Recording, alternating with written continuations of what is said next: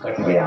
और जैसे कोई गेंदा खेले, फुटबॉल खेले, उसी तरह से महाकाली जी जो है पैरों से मार मार करके उसके सिर से खिलवाड़ करने लगी। और महाराज भगवान की कृपा से, महाकाली जी की कृपा से आज जो है भरत जी का वहां भी कल्याण हो गया। चले गए। ऐसे ही अनेक कार्यों में लगे रहते। इधर राजा रघुगण जा रहे थे कपिल महाराज जी के पास उपदेश लेने के लिए। तो असवारी में 4 कहार की जरूरत होती है। एक कहार बीमार पड़ गया। कहा भैया सारी प्रजा तो मेरी ही है, जिसे चाहो उसे कहार के रूप में जोत लो। अरे जिसके कंधे पे चाहो उसके कंधे पर ये सवारी रख दो। राजा रघुगण के अनुचरों ने खोजते खोजते जो है वो महाराज जी को आज फिर पा लिया। और महाराज जी को जब पाया तो ले आकर के जो है कहा कि भाई असवारी में चलना है। तो कहा चाहे जो कार्य करा लो भाई।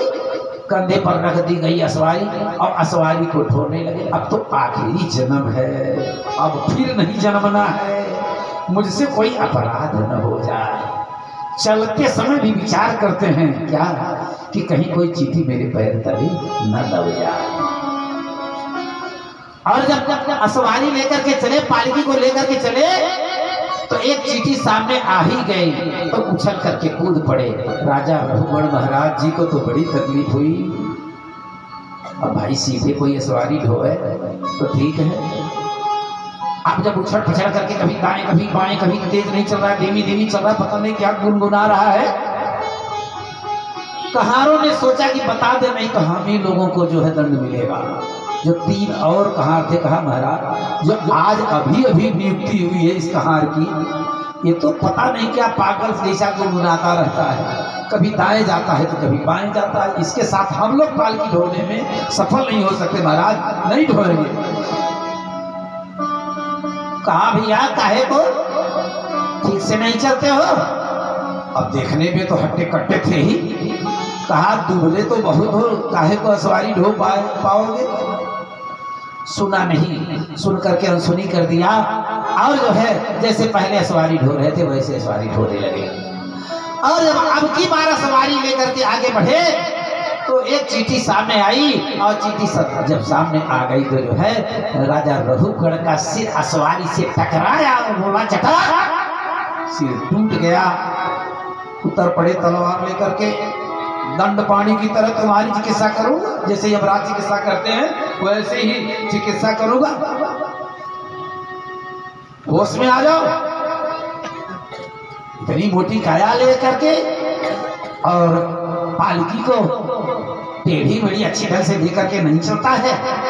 अरे कहा महाराज जो तुम हो वही मैं हूं, आप में मुझ में क्या अंतर है? क्या मेरी चिकित्सा करेंगे? ये मेरी शरीर मोटी है, पतली है जो आपने कहा।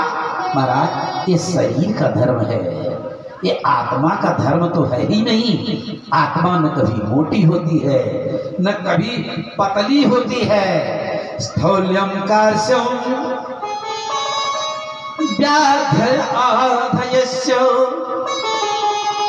ये रोग आदि व्याधि, मोटा पतलापन होना, क्षुद्र भयंकली रिक्षा जराच, भूख और प्यास, इच्छा का पैदा होना, बुढ़ापा का आ जाना, निद्रारते मन्युरहमदः शुचौ देहेन जातस्य हिमेन संधि। कहा महाराज ये शरीर के गुण हैं, ये मेरे गुण नहीं है, ये आत्मा का गुण नहीं है। राजा रघुगण को लगा ये तो वेद की वाणी बोल रहा है, उपनिषद की वाणी बोल रहा है। बस पता गए।